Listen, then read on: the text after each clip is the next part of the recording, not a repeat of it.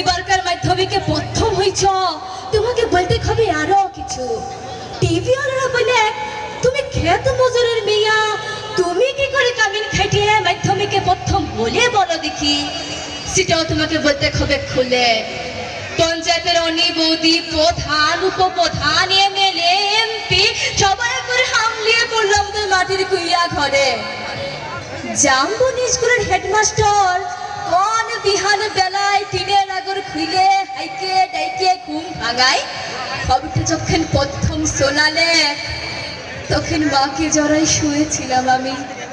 কুইরা ঘরের খুটখুটটা ধারে হেডমাস্টারকে দেখে মায়ের পাড়া আমিও চোখ কচালে হা হয়ে ভাইলেছিল। কি স্বপ্ন দেখছি নাকি? স্যার বললে কি স্বপ্ন নয়, স্বপ্ন নয়, সত্যি বটে। কথাটা শুনে কাঁদে ভাসাই দিয়েছিলাম আমরা দু মা বেটি। আজ বাপ বেঁচে থাকলে আমি মানুষটাকে দেখাইতে পারতুম বহুত কিছু। আমার বুকের ভিতরে যে তেজানো সহিংসা বাতিটা জ্বালাই দিয়েছিল মানুষটা, সেই বাতিটা আজকে আমরা আমাদের কুইরা ঘরটাকে আলো করিয়েছে, সেটা দেখাইতে পারতুম। আপনারা বলছেন বটে তোমাদের মতো মেয়েরা যদি উঠে আসে তাহলে ভারতবর্ষ উঠে আসে। কথাটা খুবই সত্যি, কিন্তু উঠে আসার পথটা যে এখনো তৈয়ার হয় নাই। খাড়া পাহাড়ে ওঠা যে কি জিনিস, বহুত দম লাগে, বহুত তেজ লাগে। আমি জামবনের কুইরি পাড়া শিবু কুইরির বেটি সাজলি। যখন তাকে হুশ হয়েছে তখন তাকে শুনে আসছি বিটি না মাটি। ঠাকুরমা বলতো পরের ঘরে হিসেল ঠিনবে, তার আবার লেখা পড়া। গায়ের বাবুরা বলতো তুই কুইরি পাড়ার বিটি ছিলা, তোর কামিন খাটা ছাড়া গতি কি? বাপ বলতো দেখ সাজরি, মন খারাপ করলি তো হারিয়ে গেলি। শুন, যে যা বলছে বলুক, এসব কথা এক কানে সিমহালে আরেক কানে বার করে দিবি। তখন বাবু পাড়ার কুচিল দেখইরা ঘরে কামিন খাইতক মা। ক্ষয় রোগের তারসে মায়ের গতরটা ভাঙে নাই এতটা। মাঝে মাঝে জ্বর তো আসতে বটে, জ্বর আইলে মা চুপচাপ একলাতে তালাই পাতে শুয়ে থাকতো। মনে আছে সে ছিল এক জার কালের সকাল, রোদ উঠেছিল ঝলমলানি, চিঙ্গা পোলা রোদ। আমি সে রোদে পিঠ দিয়ে গা দোলাই পড়ছিল ইতিহাস, ক্লাস 7-এর সামন্ত রাজাদের ইতিহাস। বেঘরে নিয়ে লোক পাঠাইছিল বার কত। মায়ের জ্বর সে তারা শুনতে এলাই যায়। আমাদের দিদি বুড়ি তখনও বাঁচে, কুলতলায় বসে ছেঁড়া কম্বল মুড়ি দিয়ে বিড়ি ফুঁকছিল বুড়ি। শেষ তক বুড়ির পড়া থেকে উঠাই মায়ের কাজটুকুন করতে পাঠাইছিল বাবু ঘরে। পুরানো ফটো খেরা উঠান, অত বড় দরদালান, অত বড় বারান্দা সব ঝাটপাট দিয়ে সাফ সুতরা করে আসছিলাম চলে। দেখই রাগিনি নাই ছাড়লে এক গাদা এটা কাঠা জুঠা বাসন আমার সামনে এনে ধরে দিলে।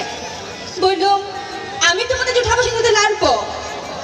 বাবু গিন্নির শেকিরা কি বললি তুই? কি বললি? যত বড় মুখ না তত বড় কথা। জানিস তোর মা, তোর মায়ের মা, তার মায়ের মা সবাই অতক্ষণ আমার জুঠা বাসন ধুয়ে গুজারে গেল, আর তুই বলি জুঠা বাসন ধুতে লাগবে? বললাম হ, আমি তোমাদের জুঠা বাসন ধুতে লাগবো, তোমরা লোক দেখে নাও গা, আমি চললুম। কথাটু বলে গটগট গটগট করে বাবু গিনির মুখের সামনে আমি বেড়াই চলে আইলুম। তা বাদে সে নিয়ে কি কাণ্ড, কি ঝামেলা। বেলা ডুবলে মহাততে ধান কাটে বাপ ঘরকে ফিরে আইলে তু পতা লেখা পড়া করে নাতনির ছোট মুখে বড় ধুতির কথা সাত কাহন করে বলেছিল দিদি বুড়ি। মা কোনো রাগ কাঢ়ে নাই। আগুনে বসে সন্ধ্যা বেলায় এখানেতে আগুন জ্বালে গা হাত পা সেঁকছিল মা। এত মাথা ঝাঁকড়া চুল ঝাঁকানো বাপের পেটানো পাথরের মুখটা জ্বলতে উঠেছিল আগুনের আছে। আমি বাপের অমন চেহারা কোনোদিন দেখি নাই। বাপ সেদিন মার দিদি বুড়ির সম্মুখে আমাকে কাছকে ডাকে মাথায় হাত বুলাই গমগমা গলায় বলেছিল, শুন, যা করেছিস বেশ করেছিস। তোর মা, তার মায়ের মা, তার মায়ের মা সবাই করেছে কামিনীগিরি। বাবু ঘরে কত খাটা খাইয়েছে, তাতে হয়েছেটা কি? তাতে হয়েছে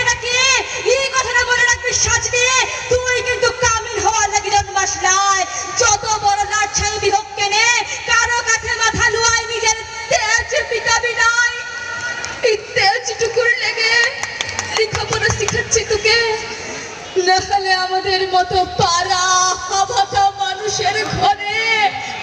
আর আজকেটা কি, আমি জাম্বুনির কুইরি পাড়ার শিব কুইরির বেটি সাজলি। কবে কার সে কেলো সেভেনের কথা ভাবতে যাইয়ে কাগজওয়ালা টিভিওয়ালাদের সামনে এখন কি যে বলি। তালকোনায় রোদ দিয়ে ঘেরা গবুল্লাটা রেগনাতে লুকিয়ে এখন লুকাকার, তার মাঝে বাঁশি বাজাই চিৎকারিতে চাইতে আগু পিছু পুলিশ নিয়ে মন্ত্রী আইলে ছুটে, কোথায় সাজনি কুড়ি কোথায় বলতে বলতে বন্দুক ধারী পুলিশ নিয়ে সোজা আমাদের মাটির কুইরা ঘরে। হেডমাস্টার বলে, প্রণাম কর সাজনি, প্রণাম কর। মন্ত্রী তখন পিঠ চাপড়াইলে, পিঠ চাপড়াই বললে, তুমি কামিন খাইটে মাধ্যমিকে প্রথম হইছ, তাই তোমাকে দেখতে আইলুম। সত্যি বড় গরিব অবস্থা বটে। তোমাদের মতো মেয়েরা যাতে উঠে আসে, তার লাগেই তো আমাদের পার্টি, তার লাগেই তো আমাদের সরকার। এই নাও 10,000 টাকা চেকটা এখন নাও, আর শুনো আমরা তোমাকে আরো ফুল দিব, সংগঠনা দিব, আরো 10,000 টাকা তুলে দিব। এই টিভির লোক, কাগজের লোক, কারা আছেন দিকে আসেন। তখনই ছোট বড় কত রকমের সব ঝলকে উঠলো ক্যামেরা, ঝলকে উঠলো মন্ত্রীর মুখ। না না, মন্ত্রী নয়, মন্ত্রী নয়, ঝলকে উঠলো আমার বাপের মুখ, গনগন আগুনের পাড়া আগুন মানুষের মুখ। আমি তখনই বলে উঠলাম, না না, এই টাকা আমার নাই লাগবে। আর আপনারা যে বলছেন ফুল দিবেন, সংগঠনা দিবেন, তাও আমার নাই লাগবে। মন্ত্রী তখন ঠোক গিলে, গায়ে সেই দেখো রাগিনীর বড় বেটা, সে এখন পার্টির বড় নেতা। ভিড় ঠাইলা সে এসে বলে, কেনে কি হয়েছে রে সাজলি, তুই তো আমাদের ঘরে কামিন ছিলি, বল তোর কি কি লাগবে, বল তোর কি কি লাগবে, খুলে বল খালি।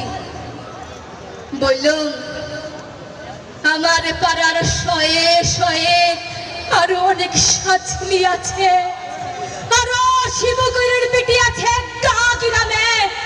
তারা যদি অন্ধকারে পড়ে থাকবে, তারা যদি লেখাপড়ার লাগে কাঁদে বলবে, কতদিন কোনো বাবুর দয়া আমার নাই লাগবে। শুনছেন আপনারা, কতদিন কোনো বাবুর দয়া আমার নাই লাগবে। ধন্যবাদ। সুপ্রিয় সুধী।